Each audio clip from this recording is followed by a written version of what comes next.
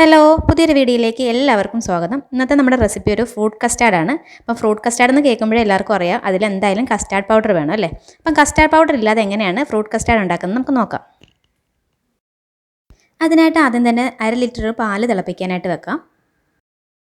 ഇനി ഈ പാല് തിളച്ച് വരുന്ന സമയത്ത് ഇതിലേക്ക് 2 ഇൻഗ്രീഡിയൻസും കൂടെ ചേർക്കാനുണ്ട്. ആദ്യം വേണ്ടത് 2 സ്പൂൺ കോൺഫ്ലോർ ആണ്. ഇത് നമുക്ക് വെള്ളത്തിലൊന്ന് കലക്കിയെടുക്കാം. ചൂടായ പാലിലേക്ക് ഇത് ഡയറക്റ്റ് ചേർക്കുകയാണെങ്കിൽ ഇതങ്ങ് കട്ട പിടിച്ചു പോകും. അതുകൊണ്ടാണ് നമ്മൾ കുറച്ച് വെള്ളത്തിലൊന്ന് കലക്കിയെടുക്കുന്നത്. ഇനി വേണ്ടത് 2 സ്പൂൺ പാൽപ്പൊടിയാണ്. പാൽപ്പൊടി നിങ്ങളുടെ കയ്യിൽ ഉണ്ടെങ്കിൽ മാത്രം ചേർത്ത് കൊടുക്കുക, അല്ലെങ്കിൽ കോൺഫ്ലോർ വെച്ചിട്ട് മാത്രമാണെങ്കിൽ നമുക്കിത് ചെയ്തെടുക്കാം. അപ്പോൾ അതും ഇതുപോലെ തന്നെ നമ്മൾ കുറച്ച് വെള്ളം ഒഴിച്ചിട്ടൊന്ന് കലക്കിയെടുക്കുക.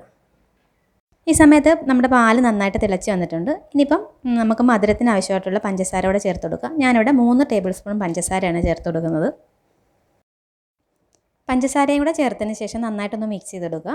എന്നിട്ട് അതിലേക്ക് നമ്മൾ നേരത്തെ എടുത്ത് വെച്ചിരിക്കുന്ന കോൺഫ്ലോറിൻ്റെ മിക്സും അതുപോലെ പാൽപ്പൊടിയുടെ മിക്സും കൂടെ ചേർത്ത് കൊടുക്കുക. ഇനി ഇതിലേക്ക് ഒരു നുള്ളു മഞ്ഞൾപ്പൊടിയും കൂടെ ചേർത്ത് കൊടുക്കാം. ഇനിയിപ്പോൾ ഇത് നമുക്ക് കൈ വിടാതെ ഇളക്കിക്കൊണ്ടിരിക്കണം, അല്ലെങ്കിൽ നമ്മൾ കോൺഫ്ലോറൊക്കെ ചേർത്തുകൊണ്ട് പാൽ പെട്ടെന്ന് കട്ട പിടിച്ചു പോകും. മഞ്ഞൾപ്പൊടിക്ക് പകരമായിട്ട് നിങ്ങളുടെ കയ്യിൽ യെല്ലോ കളർ ഉണ്ടെങ്കിൽ അതാണെങ്കിലും ചേർത്ത് കൊടുക്കാം.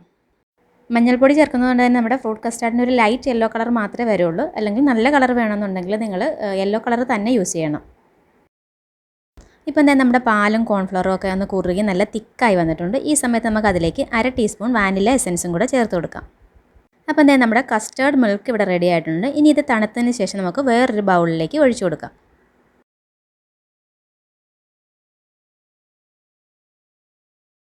ഇനി ഇത് ഫ്രിഡ്ജിൽ വെച്ച് ഏകദേശം അരമണിക്കൂറൊന്ന് തണുപ്പിച്ചെടുക്കാം. അപ്പോൾ എന്താ അരമണിക്കൂർ കഴിഞ്ഞിട്ടുണ്ട്. ഇനി ഇതിലേക്ക് ഫ്രൂട്ട്സൊക്കെ ആഡ് ചെയ്ത് കൊടുക്കാം. ആദ്യം നമുക്ക് അനാറ് ചേർത്ത് കൊടുക്കാം. ഇനി മുന്തിരി ഒന്ന് കട്ട് ചെയ്തിട്ട് ചേർത്ത് കൊടുക്കാം. ഇനി പഴം ചേർത്ത് കൊടുക്കാം. ഞാൻ പൂവമ്പഴമാണ് ഉപയോഗിച്ചിരിക്കുന്നത്.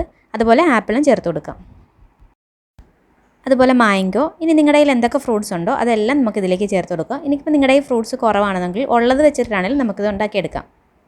ഇനി ഇതെല്ലാം കൂടെ ഒന്ന് മിക്സ് ചെയ്ത് കൊടുക്കാം. അപ്പോൾ എന്താ നമ്മുടെ ഫ്രൂട്ട് കസ്റ്റാർഡ് ഇവിടെ റെഡി ആയിട്ടുണ്ട്. കസ്റ്റാർഡ് പൗഡർ ഇല്ലെന്ന് വെച്ചാൽ ആരും ഇനിയും ഫ്രൂട്ട് കസ്റ്റാർഡ് ഉണ്ടാക്കാതിരിക്കരുത്. കുട്ടികൾക്കൊക്കെ തീർച്ചയായിട്ടും ഇഷ്ടപ്പെടുന്ന ഒരു ഡിഷാണിത്. അപ്പോൾ എല്ലാവരും ഒന്ന് ട്രൈ ചെയ്ത് നോക്കുക. ഇഷ്ടപ്പെട്ടെങ്കിൽ നിങ്ങളുടെ അഭിപ്രായങ്ങളൊക്കെ ഒന്ന് കമൻറ്റ് ചെയ്യുക.